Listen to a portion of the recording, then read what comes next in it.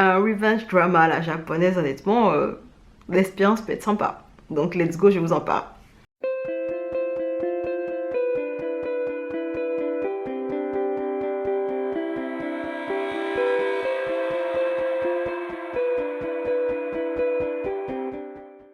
Hello, moi c'est Diane et bienvenue à vous sur cette chaîne où j'aime parler de dramas asiatiques, de livres et de trucs que je trouve fun en général. Alors dans cette vidéo, j'ai envie de vous parler d'un drama japonais qui m'a vraiment très surprise par la qualité en fait de l'histoire, qui m'a vraiment bien enjaillée, qui m'a vraiment bien emporté, que j'ai particulièrement apprécié. Je l'ai découvert par hasard sur Netflix. Et dans cette vidéo, je vais vous parler du drama japonais Mitaraike Enjusuru Burn the House Down. Alors, c'est un drama japonais qui fait 8 épisodes de 50 minutes et si je devais lui donner une note sur une échelle de 1 à 10, je lui donnerais un solide 8 quand même parce que je trouve qu'il est resté constant et il est resté très intéressant jusqu'au bout. Le plot va nous raconter l'histoire de la famille Mitarai qui du coup est une famille qui est très riche, qui a toujours géré des hôpitaux depuis des générations. Il y a 13 années de cela, leur maison a brûlé et 13 ans plus tard, on a Murata Anzu, une jeune fille qui vient d'une agence de femmes de ménage qui a été engagée par Mitarai Makiko, qui est la seconde femme de Mitarai Osamu. La première femme de ce monsieur-là et lui, ils ont divorcé suite à l'incendie. Donc, c'est la seconde femme maintenant qui habite les locaux avec ses 2 enfants. Et Murata Anzu va commencer à travailler en fait dans la maison des Mitarai en tant que domestique, femme de ménage. Et c'est une personne qui est très appliquée dans son travail, elle est méticuleuse dans ce qu'elle fait. Elle va très vite gagner l'affection de la daronne de la maison qui du coup n'arrive pas à faire le ménage et qui arrive à trouver quelqu'un qui lui fait le ménage de manière très convenable. Donc on suit cette jeune femme qui intègre la famille Mitarai et on réalise quand même au fur et à mesure qu'on la suit dans ses journées de ménage qu'elle a l'air de chercher quelque chose dans la maison. Elle a l'air d'être là pour une raison précise. Elle a l'air d'être là pour des desseins inavoués. Au fur et à mesure qu'on aura plein de flashbacks sur l'histoire du passé et sur les répercussions qu'elles ont sur l'histoire actuelle. Ce qui est intéressant dans ce drama, selon moi, c'est le mystère qui entoure cette nouvelle femme de ménage qui est venue pour faire peut-être du mal à la famille. Elle est là pour une revanche, on le sent.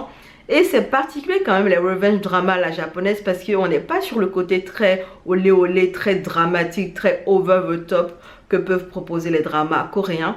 Mais les dramas japonais, en fait, on est plus dans une sorte de retenue, on est dans le respect des autres, on est dans quelque chose d'un peu plus contenu qui peut exploser mais qui va rester très contenu et qui va donner, vous savez, cette vibe un peu réaliste quand même. Parce que parfois quand je regarde les dramas coréens, je me dis mais come on guys.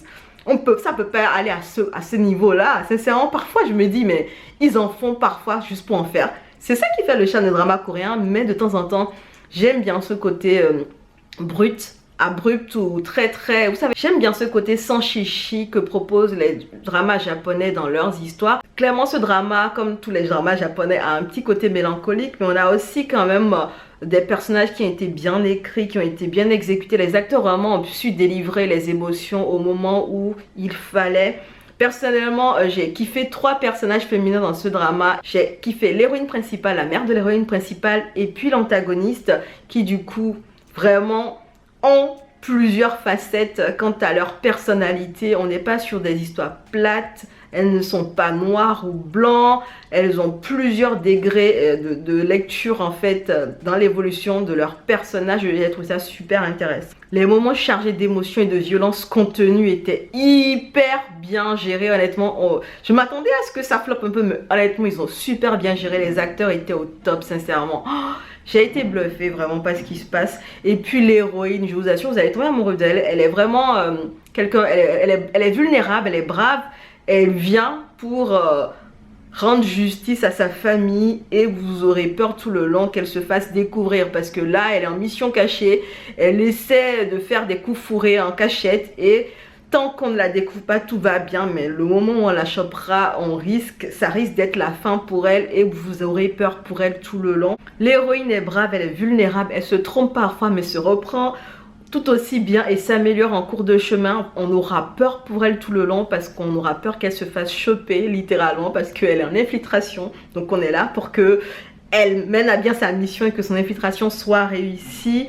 Il y a beaucoup de twists et de retournements de situation et honnêtement accrochez vos cœurs pour les twists qu'ils vont avoir tout le long. On a beaucoup d'allers-retours entre le passé et le présent pour pouvoir expliquer des situations du présent qui découlent des actions du passé. J'ai trouvé que c'était bien amené, c'était smooth en fait. C'est flashback qui faisait dans le passé. J'ai bien apprécié comment ça a été bien géré, bien coupé, bien édité. C'était vraiment pas mal. Le dénouement final mal est tout à fait bien. Je m'attendais pas à une romance, mais il y a une romance qui est venue joncher un peu notre drama Revenge. Donc on dit pas non, on prend tout. Et personnellement, je trouve que c'est un drama qui a su en 8 épisodes donner tout ce qu'il avait à donner. Pas plus d'épisodes parce que les 8 étaient juste parfaits pour délivrer ce qu'il fallait pour cette histoire, pour les twists, pour l'avancement de cette histoire et pour le dénouement final. Il fallait juste 8 épisodes et c'est bien qu'ils en ont fait que 8 honnêtement. Bref, j'ai aimé ce drama et je vous le recommande si vous aimez les dramas mélancoliques à la J-drama, si vous aimez les personnages qui sont composés, qui sont dans la retenue et qui quand même, quand ça explose, les micro-expressions sont on flic. Si vous aimez ce genre d'émotion, si vous voulez voir un revenge drama qui ne soit pas over the top, qui soit vraiment très mesuré et qui fasse à limite réaliste dans une réalité qui est la nôtre, ça peut vous intéresser ce drama parce que j'ai trouvé quand même que de temps en temps avoir des dramas qui vous recontextualisent avec les réalités qu'on a de nos jours peut vraiment, ça fait du bien parce que parfois j'ai l'impression avec les revenge dramas que je vois chez les Coréens d'être tellement dans le over the top que pour m'émouvoir ou pour en fait me faire bouger il faut que ce soit toujours plus, donc c'est toujours plus et finalement on se dit mais waouh, est-ce qu'il se passe vraiment tout ça dans la vraie vie? Clairement, les J-dramas ont ce côté très réaliste, très simpliste dans la manière dont les émotions sont convoyées, sont véhiculées, que moi j'aime particulièrement. Donc voilà, je vous recommande ce drama chaudement donc, et j'espère que vous allez l'apprécier. J'ai fini avec cette vidéo et si vous l'avez appréciée, n'hésitez pas à la liker, à la partager, à vous abonner à la chaîne. On se dit nous à bientôt dans une prochaine vidéo et puis surtout prenez soin de vous. Allez, ciao!